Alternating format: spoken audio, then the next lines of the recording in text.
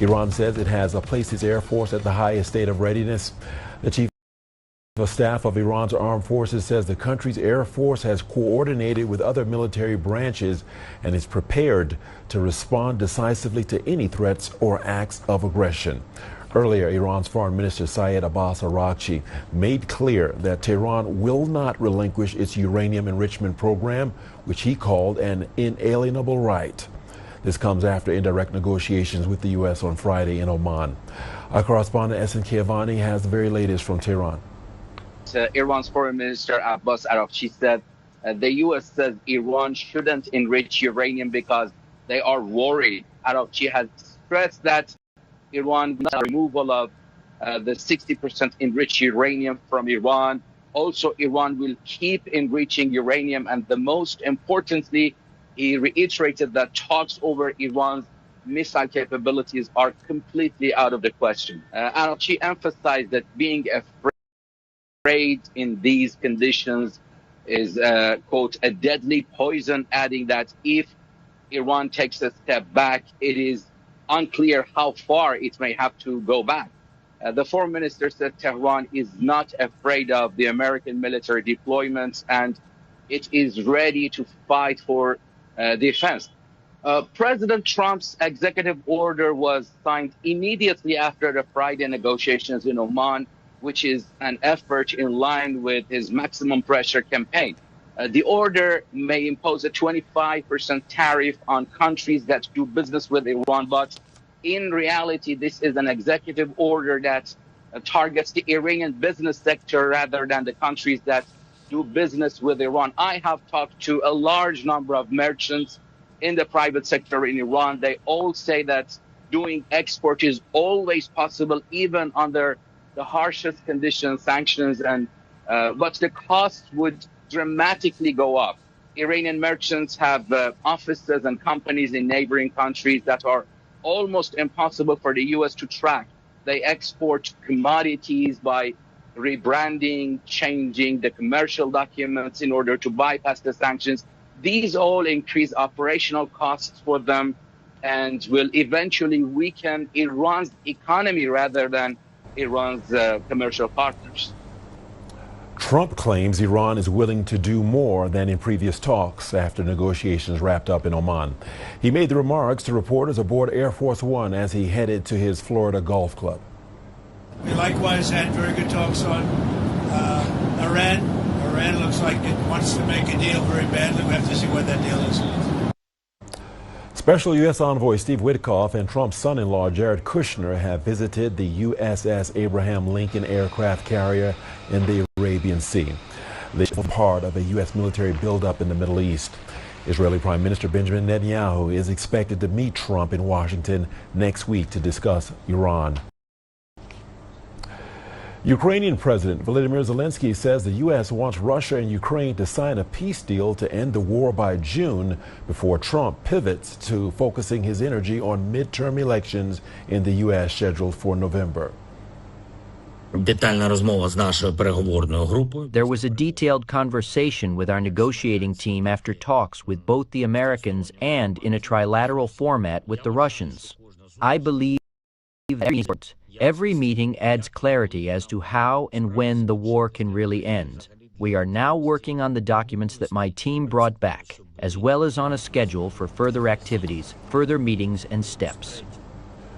And Ukrainian Energy Minister Denis Shamal says Russian forces attacked the country's energy infrastructure overnight on Saturday, the second time this week.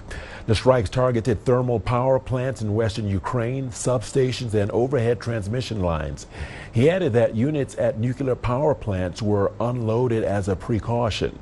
The Ukrainian state-run energy company has since requested help from Poland as the country endures a severe winter.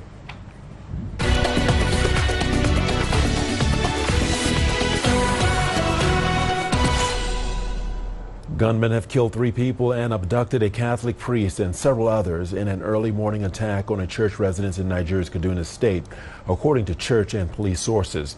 The Catholic Diocese of Kafanchan said parish priest Nathaniel Asuwaye and 10 others were taken during the assault in Karu district, which began at around 3:20 a.m. local time.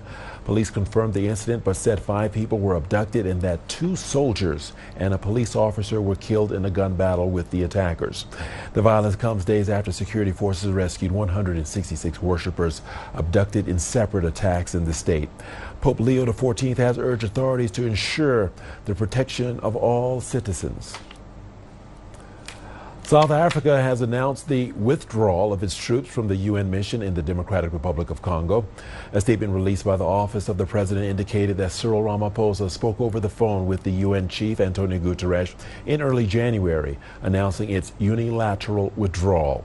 South Africa will collaborate with the UN for a harmonious withdrawal process before the end of 2026. And on Saturday, the UN's Radio Okapi reported that up to 1 million people were displaced in Fizi territory of South Kivu province due to clashes.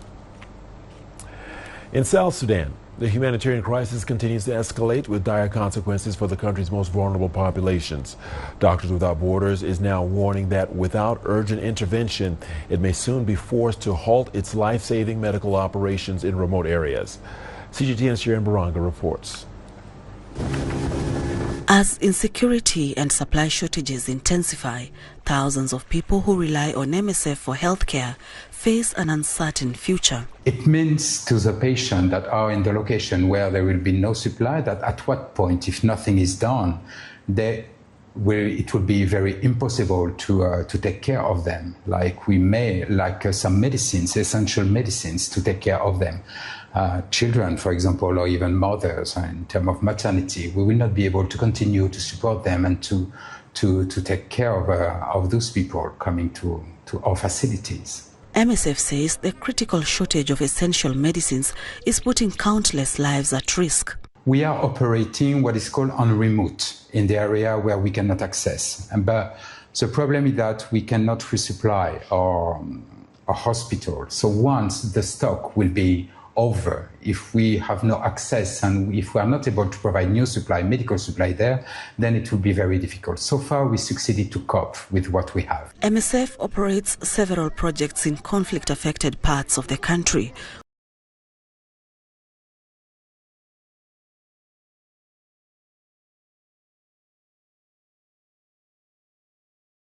Where insecurity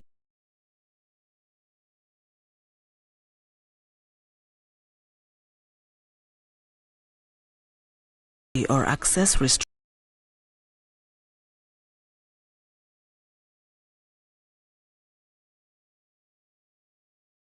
restrictions prevent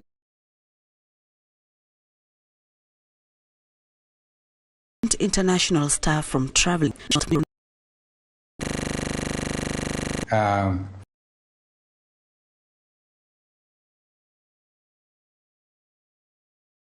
5, 6, 10 international staff going to run a project. It's a full team, including South Sudanese running hospital and collaborating with the Ministry of Health to run operations, calling for urgent action to ensure aid can reach those in need. Sharon Baranga, CGTN. Ethiopia has called on neighboring Eritrea to immediately withdraw its troops from what it describes as Ethiopian territory. It has accused Asmara of carrying out an incursion along their shared northwestern border. In a letter dated Saturday, Ethiopia's Foreign Minister Gideon Timotheus also alleged that Eritrean forces are working with rebel groups in and that claims that Eritrea, has previously denied. Asmara has yet to respond to the latest accusations. Well, time now for a short break. We shall return with more news on Africa Live. Stay tuned.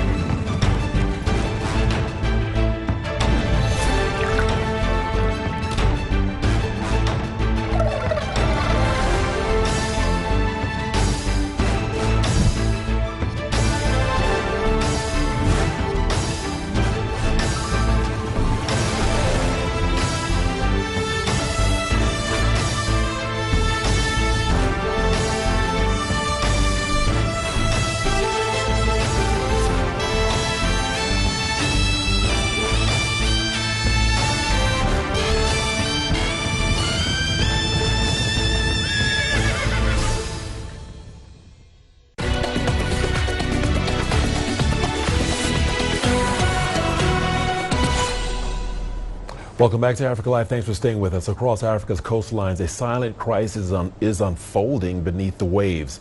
From fishing villages to busy city markets, traders and fishermen say their daily catch is shrinking and they blame illegal fishing. Experts warn that illegal, unreported and unregulated fishing is costing the continent billions of dollars every year, threatening livelihoods and food security for millions. CGTN's Enoch Sokolia brings us more. Vessels have arrived at this Kilwa seaside market in southern Tanzania, and competition among vendors quickly follows. The agency reflects a deeper problem. Vendors say the daily catch has fallen sharply. The fish is very little these days. That's why we fight. Everyone wants something to sell, but there is not enough. Local fishermen say boats that once returned with full nets are increasingly coming back half empty, a trend widely linked to illegal fishing in African coastal waters. To understand the impact of illegal fishing, I have come here at the Nairobi City Market to talk to those affected, the men and women in the business chain. Consolata Ocheng has been selling fish at this market for years now. She says the impact is huge. Nowadays we get fewer and smaller fishes. Sometimes our customers come and go back empty-handed. Experts agree the situation is dire. And the figures are staggering. The numbers are just staggering. In total, the continent loses about $11 billion to illegal fishing. $11 billion. I mean, in my region, for instance, in the West African sub-region, for instance, it's between $2 to $3 billion to illegal fishing.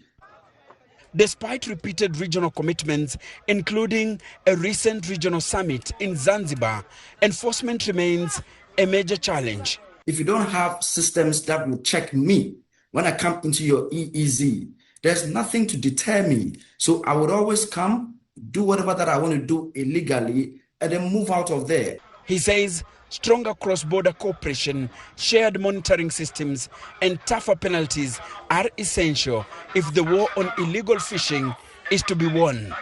Legal harmonization is key. Political will is key. Sustained financing and external accountability is key. You know, we need to be accountable to one another because, like I said, most of these illegalities that happen at sea are transnational.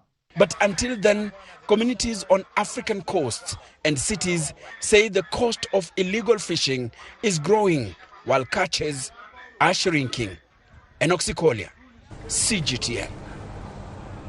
While waste volumes rise across the Middle East and North Africa, Tunisia is beginning to push back against the prevailing trend. Through circular economy initiatives, the country is reported to be scaling up plastic and cardboard recycling whilst creating jobs and reducing environmental pressure in the process. As CGTN's Adnan Shawashi reports, the country is now looking to take waste management to the next level, and that might mean greater citizen engagement. African Recycling is a Tunis-based company handling 10 to 15 tons of waste every day. Since its creation in 2009, the facility has supported Tunisia's national recycling efforts and environmental objectives. The company's head says it has become a highly sophisticated operation. Cardboard waste is compressed here using specialized machines and then transported to factories to be recycled into corrugated cardboards. As for plastic waste, such as plastic bags, it is shredded and processed before being transformed into plastic pellets, which compete with pellets derived from petroleum. Masmoudi's company is a public-private partnership, a model which has become increasingly popular in waste management, as it provides solutions to both sides. He says projects such as his are crucial in addressing the growing challenges of waste disposal in Tunisia. We did face some challenges in the waste recycling sector, but in coordination with the Ministry of Environment, we addressed them. The current challenge is that Tunisia needs to move forward and focus on selective waste sorting, especially plastic waste, and recyclable materials, starting from households and public administrations. It's helping support the circular economy by lowering landfill reliance, reducing greenhouse gas emissions, and preserving natural resources.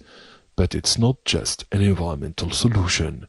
Experts note that expanding recycling streams from electronic waste to street-collected plastics are becoming key drivers of job creation. And as they learn, it's also offering pathways for informal workers to formalize their activity. These sectors could create really a lot of opportunities to develop the circular economy, to create a good economic dynamic, and could create a lot of job opportunities in the North African countries. For Tunisia, scaling up recycling now hinges on expanding selective waste sorting at the source. Authorities say stronger collection systems and citizen engagement will be key to sustaining momentum and unlocking the full economic and environmental potential of the circular economy. With recycling capacity expanding, Tunisia's next challenge is waste sorting at the source, requiring stronger coordination, public awareness and sustained investment. Aden Shawishi, CGTN, Tunis. Chinese investors in Côte d'Ivoire have launched a new language and cultural center aimed at strengthening ties between the two countries. The initiative seeks to bridge linguistic gaps by teaching French to Chinese residents and Mandarin to Ivorians amid growing trade and cultural exchanges. CGTN's Joy Kurukijuma has the details.